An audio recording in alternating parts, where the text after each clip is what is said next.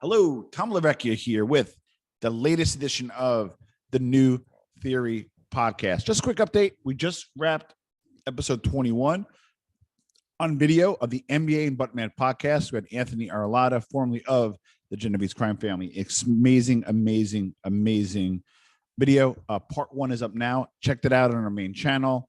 We're cruising along with New Theory. I just want to give a special thanks to those from the UK. We are currently ranking in the top 100 for careers in the UK. So thank you for that. For Great Britain, I don't know what the difference is. I think Great Britain is the island and UK is them all together, but I should probably know. But nevertheless, thank you for that. And we're very happy to rank there. So this is a very special guest. I'm excited to have him on. Him and I were chatting. We're both cigar guys. Maybe throw that a little bit into the mix. So we're going to talk about The Secret Is You. Authors Chris Cicchinelli, and he charts 2 decades of transforming a 2-decade journey transforming pure romance into the world's largest in-home virtual party company of its kind, while sharing his innovative approach for empowering women to become successful entrepreneurs. So he's looking to pay that back. And interesting enough is, he works as a motivational speaker, an advocate for women. He was able to create a $350 million a year business and is able to speak on, multiple topics. So he's the CEO president of Pure Romance. Chris Cicchinelli, welcome to the New Theory podcast. How you doing today, buddy? Tom, hey, thank you so much, man. I'm super excited. I've seen some of the podcasts, listened to them, and super excited being here today. It's absolutely my pleasure to have you on. You hail from Cincinnati. Give us a little bit about your background and where you grew up. I grew up in Cincinnati, born and raised here, right? Yeah. So, but then like every other person, I want to get out of Cincinnati. If you know anything about Mark Twain, he said, if the world ends today, you want to be in Cincinnati because it's 10 years behind the time. So literally, I left here, went to Atlanta, really great time in Atlanta, went to Florida, had some other jobs there right out of college. Played college football at Mount Union University up in Canton, Ohio. Very, very big Division III powerhouse back in the day, still kind of is today. And in 2000, my mom called and said, "Hey, I want you to come back and I want you to come to Cincinnati and I want you to work for me." Now I've already started my career, growing and, in my new role. And I told my mom, I said, "Mom, here's the deal. I'll come back to Cincinnati, Ohio. But if I come back there, I'll never get a job anywhere in the world." And the reason is you got to think in 2000, my mom started this business in the basement of our house in 1993. Yeah. It's an in-home party plan, right? We sell lotions, lingerie, bedroom accessories. I am in 2000. It wasn't really like mainstream. So I'm sitting there thinking, I'll never get a job anywhere in the world if I come back and do this. But I came back in 2000. It was one of the best decisions I ever made. My mom and I she had a company that was selling relationship enhancement products. Yeah. Doing about $1 million a year. We had 300 people at the time, and literally was able to figure out a way to scale this because my mom really wanted to scale the business. She was saying, "Hey, how do we do it?" She was in charge of products. I was in charge of development. I was in charge of where we were going, how we're going to scale the business. And we went for 3 years in a U-Haul, going from city to city to city. And went from 300 people working the business to now over 40,000 people that are in the business day to day. And these are independent salespeople, right? They're in charge of going out there. They're in charge of running their business, HR. They're in charge of making sure that they're in charge of marketing, in charge of sales, in charge of going out there and being able to be profitable. So today, having so many people, out there doing this, it's kind of interesting to think that in 2000 was such a pivotal change point for me in my life.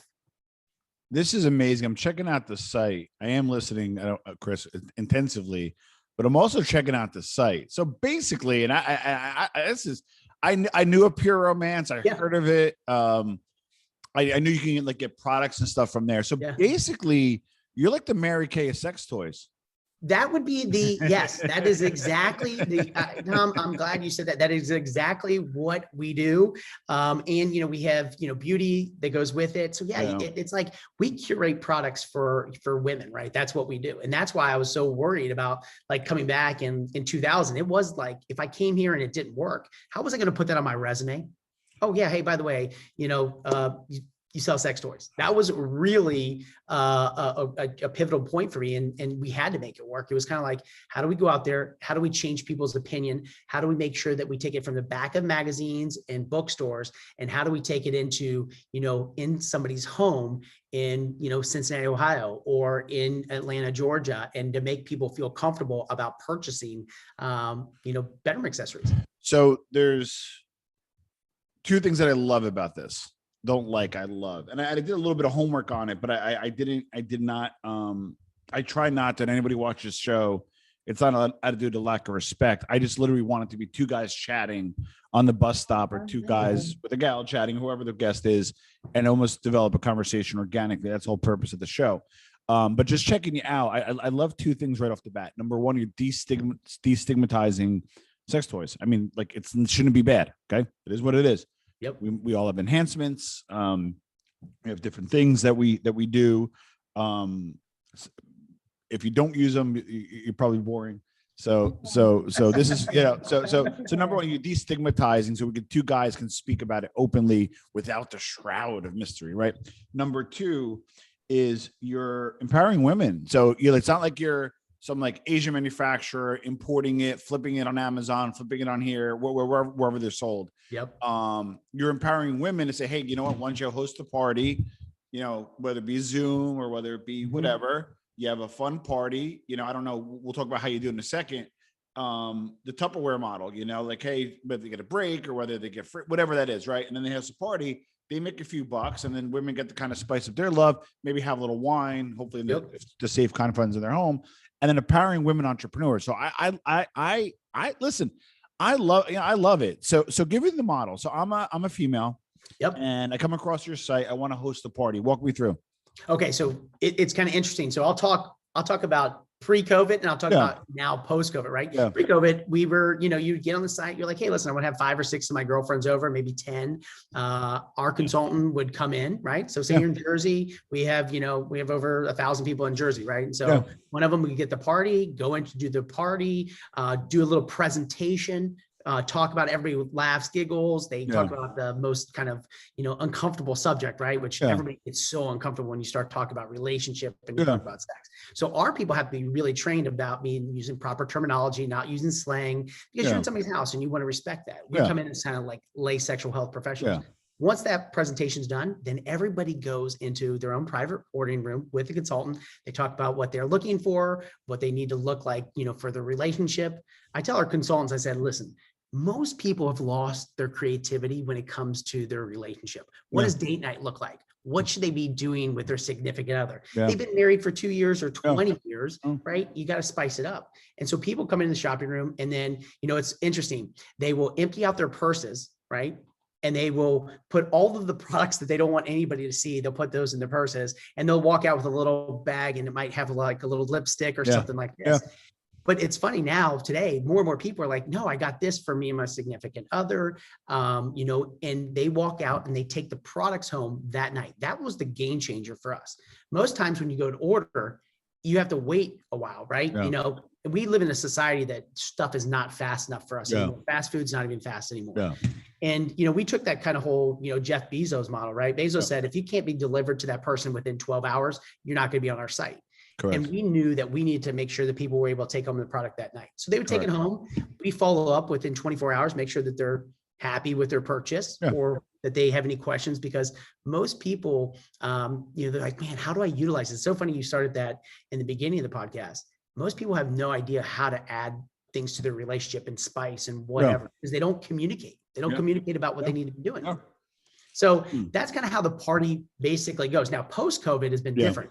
I mean, now we're talking about March 23rd, we had 80% to 90% of our business being done inside somebody's house. Also, now we can't do it.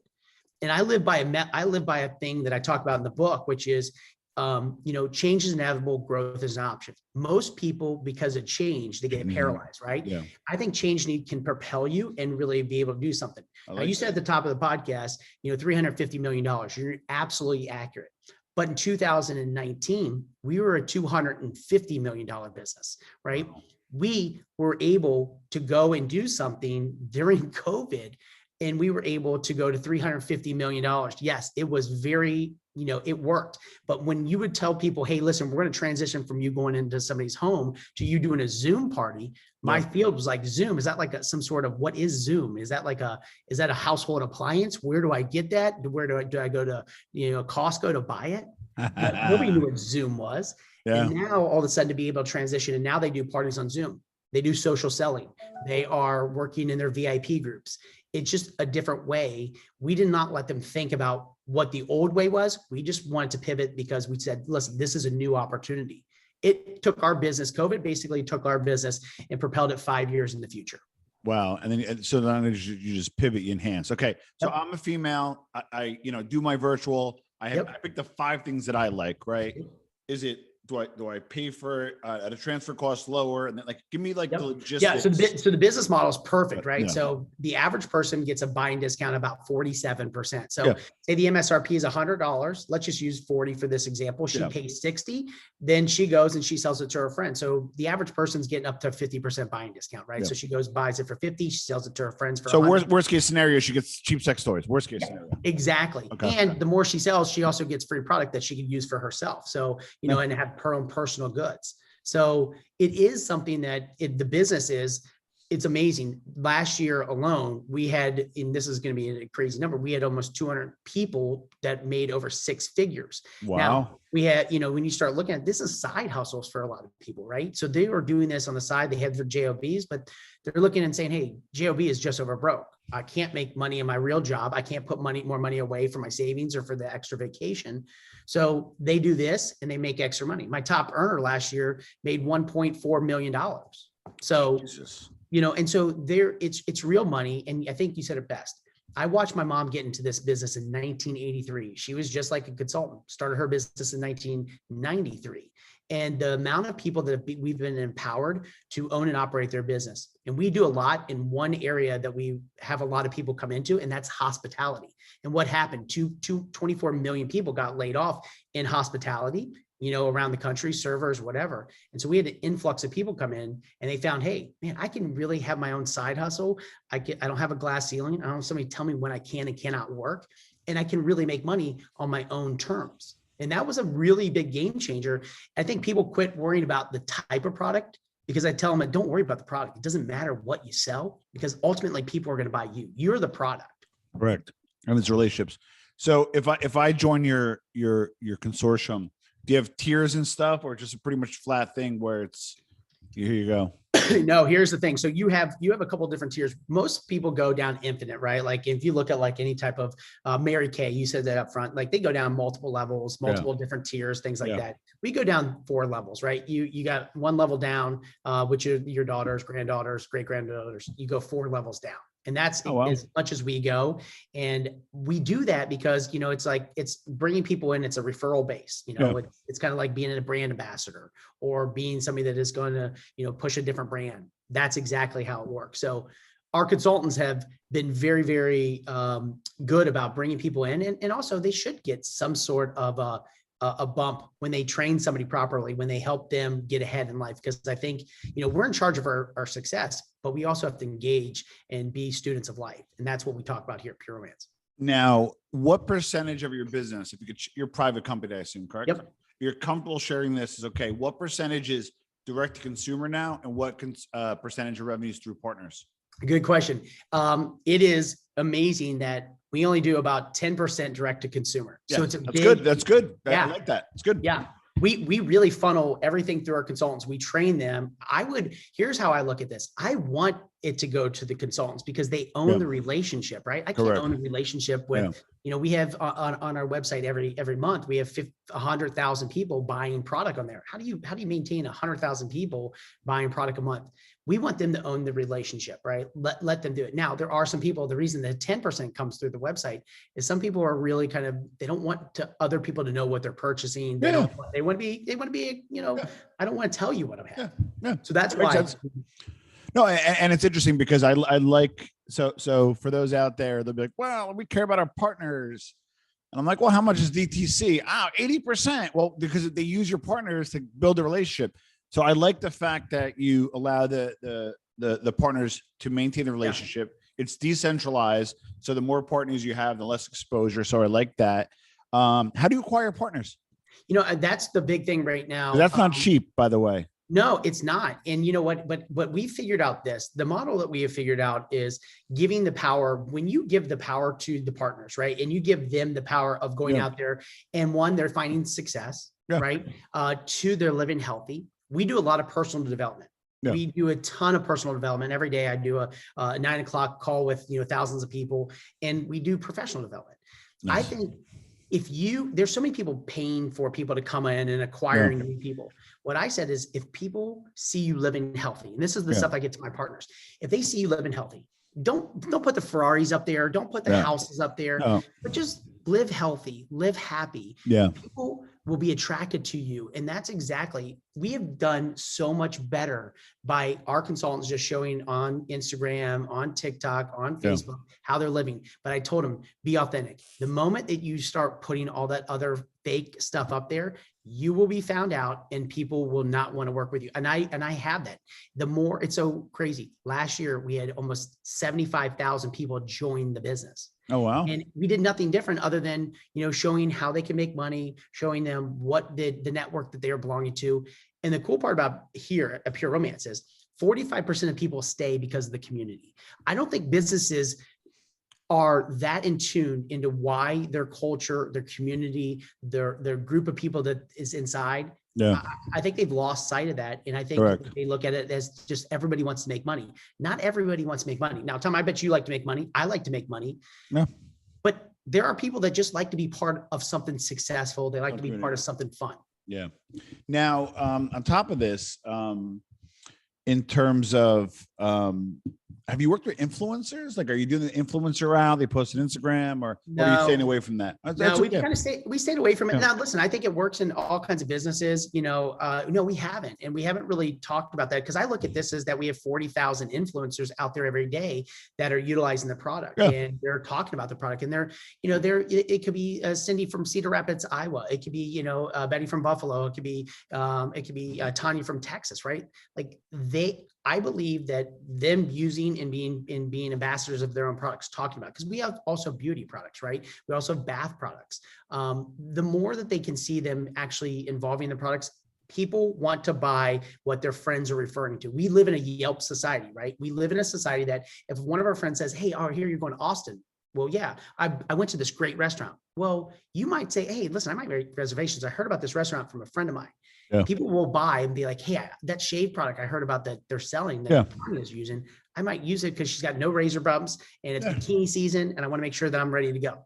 Now, is there an MLM component where if Jane becomes a partner and then Susan buys and then Susan becomes a partner, is there an MLM component? No, or not really? I say this, keep your customers your customers.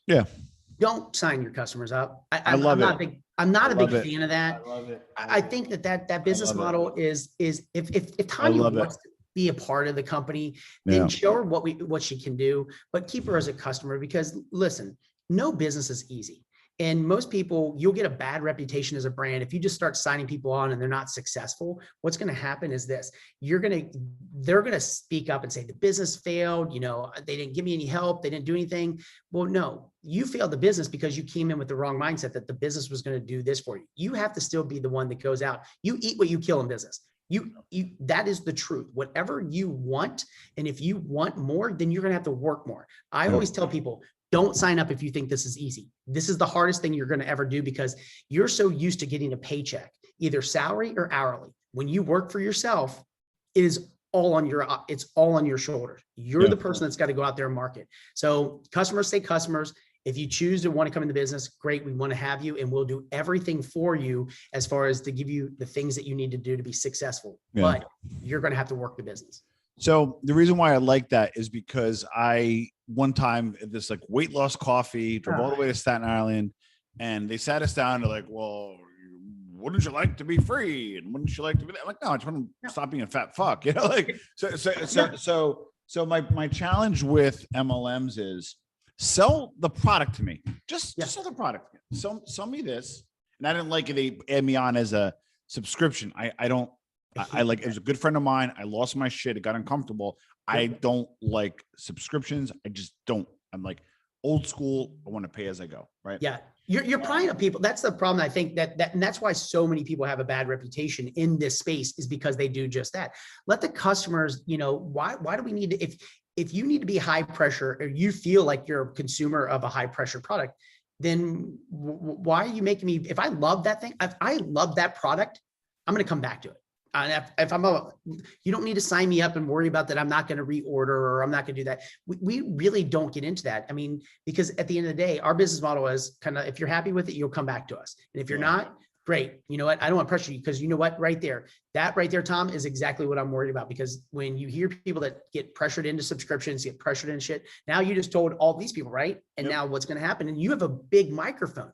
You have a huge microphone. That's the stuff that I don't want to get myself into with our consultants, our partners, our people that are out there. I want them to say, look, if they like your stuff, they're going to come back. Don't worry about it. So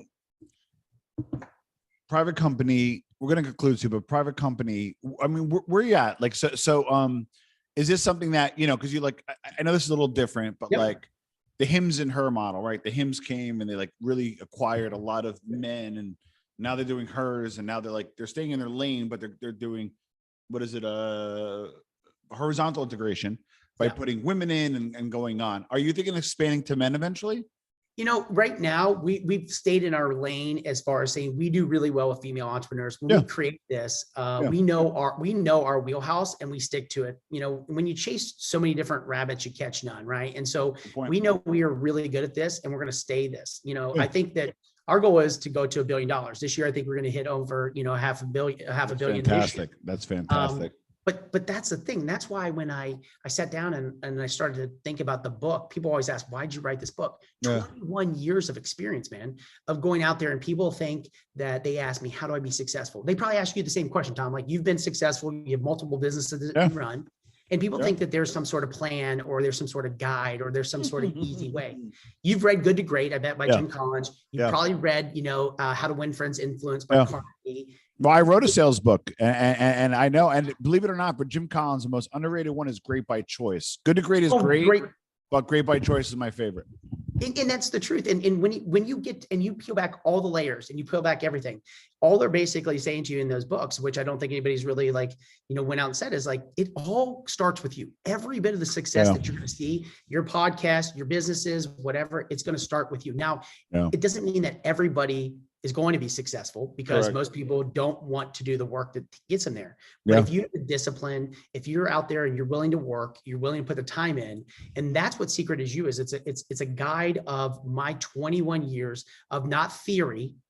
It's reality, plus some of my partners that are in here that have also scaled businesses, like people that are on the verge of bankruptcy, people on the verge of losing their homes, and now all of a sudden have been able to use this tool because they understand, hey, detach from the outcome, commit to the process.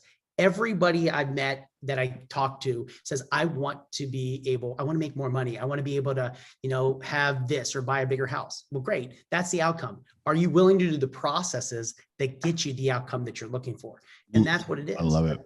I love it. So Chris, I love it. Change is inevitable. Growth is an option. And you know what? Like I love it. I love it. So how can we find you, Chris? So you can find me at Chris Cicchinelli. I know that's going to be hard for a lot of people. Italian, Cicchinelli on Instagram. You could also find The Secret. It's The Secret Is You, which is also the .com, where you can go get the book. I'm also a Pure Romance. So there's several places to be able to find me at. But right now, secretisyou.com. Anybody that's willing to find out a game plan, if they're looking at side hustle, looking at starting a small business. I've worked with 250,000 small businesses over 21 years and helping them grow. And that's why when I look at the book and I look at Pure Romance, to be able to give that information back to people is truly kind of what my mission is right now. So in terms of your podcast, I saw you had a podcast. Yeah. Is that to support the book or support Pure Romance? It's the support. Like and by the way, I don't want to put you on the spot, but I'd love to have you on my podcast. If you I would love to. I'd love to. Good, because I'd love to have you, because it is a lot of female entrepreneurs. Yeah.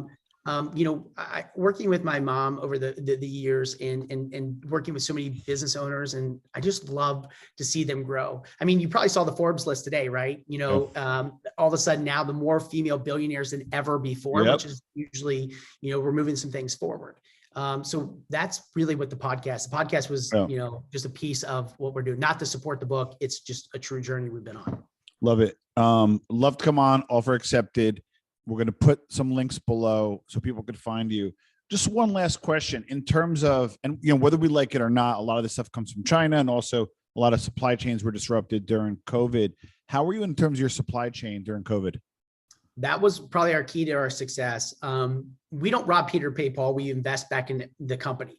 I start a year and I always have product in the United States through September. That's so wow. So you carry 6 months on hand. Oh yeah. And the reason we do this, and I know there's going to be people that probably don't agree with me, and that's okay. And I'm okay with that, because some people like the Walmart, where it's, just in time. The reason we don't do that is because we've ran into so many issues at ports. We've ran into so many issues with Chinese New Year. And we don't want any disruption. Once you have the disruption in your sales force, they become less confident in you. They start worrying about, is there problems? Are you having issues with finances? And those little scuttlebutts can really damage a brand. And so we've learned over, the years that we just go in with the year and have the product. That saved us. When nobody else could get products, guess who had products? We did. And so it did pay off during COVID. So here's the only thing though, just doing some numbers, right? So let's just say, and I'm not, you don't have to peel back the curtain, but share, if I'm able to figure it out, probably most people can, right? So if you're carrying 6 months of inventory, and I'm assuming you probably have good relationship partners in China with 90-day terms, you're probably carrying at the minimum $70 million worth of inventory. Gross. Yes. Wow. That's balls move. But here's the thing. But hold on really quick. I'm guessing, I hate to see, so you can't come on the show and not get these questions. So I'm guessing you either don't have outside funding, or you have outside funding like from people that are not running the show. Is that fair to say? We don't have outside funding. Okay. Because just anybody who's listening or watching, the reason why I ask is because when you carry that much inventory, it is the right thing to do, right? You're investing back in the bit. Mm-hmm. Chris could have flown on his private jet, sat next to me today, and we could have had a totally different situation. But he's putting a lot of the money back in the inventory, right? And you can figure out the number, roughly 70 million sitting there somewhere, wherever it is, right? Gold mine, right? And I get that, but there's a lot of exposure. It ties up a lot of capital, ties up a lot of cash, not just capital, but cash. And then the reason why I brought up that he doesn't have outside investors hate it because inventory crushes EBITDA, and it puts you very heavy on the asset side, which is nice, but it hurts cash flow. And you actually, so you did the inverse, right? So you kept inventory, right? And increased your sales versus everybody else decreased their sales in COVID because they didn't pivot, and they decreased their inventory for A, not having the business, or B, just not having the structure in place. So COVID was like a perfect storm for you, man. Good. And the one thing that, since you're going that way, you can only imagine my margins, right? Yeah. So, and I have very healthy margins because there's a deep, wide moat around this. A lot of people have the same mentality I had in 2020, or 2000 is like, I don't want to get in this industry. Please don't get in it, because the less people that get in, the more. Well, you have healthier margins because of the way you operate. So, which is again, the right. So an investor would be like, well, I want in, right? Well, great. Here's $5 million, 10%, or whatever, whatever it's worth. Right. And then all of a sudden, well, can we start, drawing out? You're like, no, we need to buy more. They love the margins, but they don't love the inventory. It's like everybody likes to see the bloody butcher, but nobody wants to eat the steak. So this has been, I had high expectations, even higher than I expected. And Chris, thanks for being on the New Theory podcast. I appreciate it. Thanks so much for having me. Can't wait to have you on mine.